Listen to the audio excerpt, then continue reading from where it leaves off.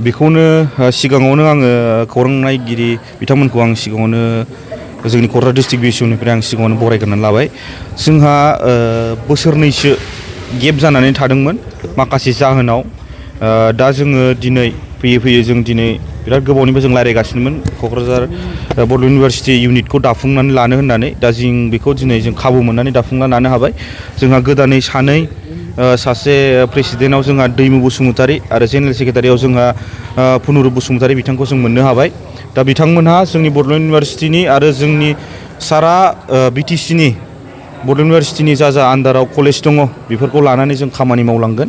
Unit कमिटिया बेखौ गोख्रों दिनै थिरांथा लाबाय आरो बेखौनो जोङो उनाव जों बिसोरजों कपारेट खालामनानै बड'लेण्ड इउनिभारसिटियाव मा खमि दङ, माबाफोर प्रब्लेम सोरनिबा रिजाल्ट मोननायनि प्रब्लेम माबाफोर जायि बेफोरखौ जोङो गासिबो इउनिट कमिटिजों लोगो नांनानै जोङो खामानि मावलांसिगोन।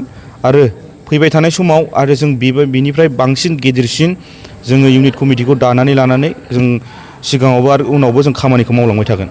क'क्राझार डिस्ट्रिक्टआव गुबुन फरायसालिफोरावबो बिदि इउनिट दानायनि निस्सय क'क्राझार डिस्ट्रिक्ट हिसाबैया जोंहा दाख्लैसो बावैसो सिगां क'क्राझार इउनिभारसिटि हिसाबै जों मोनसे बिएसइउ इउनिट गठन खालामबाय आरो दिनै फैयै फैनानै बड'लेण्ड इउनिभारसिटि हिसाबै जों दिनै बिएसइउ इउनिटखौ मोनफुंनो हादों। दा जोङो फारियै जोंहा सिगांनिफ्रायनो इउनिट दंखायो हिसाबै जों माखासे सम थोलायनि जाउनाव माखासे कलेजफ्राव गेप जादों। जोङो निस्सय जों सम आरो खाबु लानानै जों माखासे इउनिटखौ कलेजफ्राव बानायनो नाजाबाय थागोन।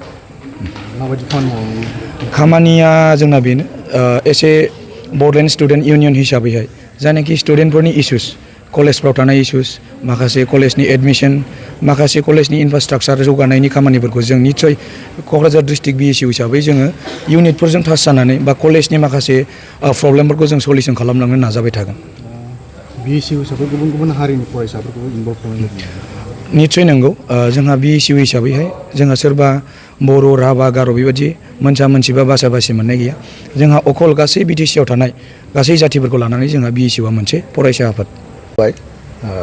आंनि मुङा दैमु बसुमतारी। आङो दा बर' डिपार्टमेन्टआव 4th सेमिस्टाराव फरायगासिनो दं।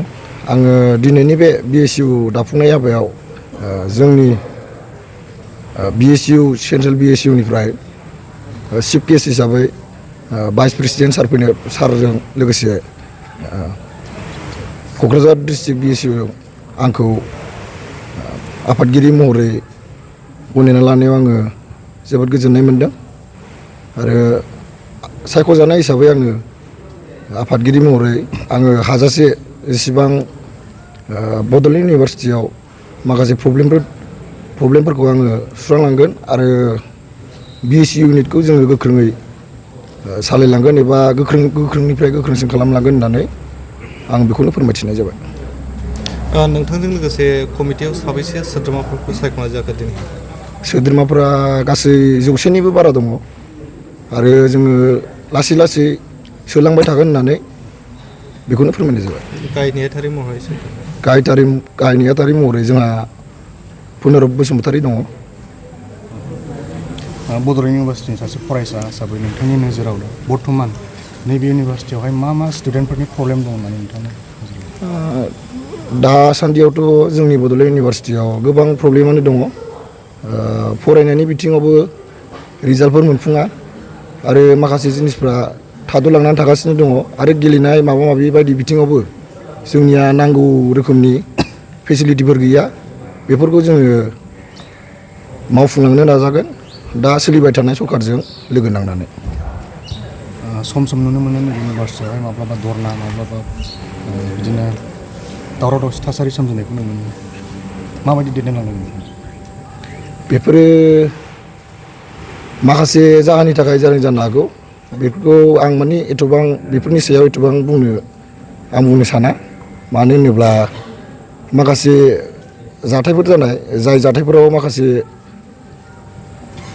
आफादफोरा जेनेबा दैदेनदों बेफोरखौ आं जेबो बुंनो साना। मानो होनोब्ला गावसिनि खामानि हिसाबै गावसोरबो मावथों, जोंबो मावगोन। आं बेखौनो फोरमायनो सानो।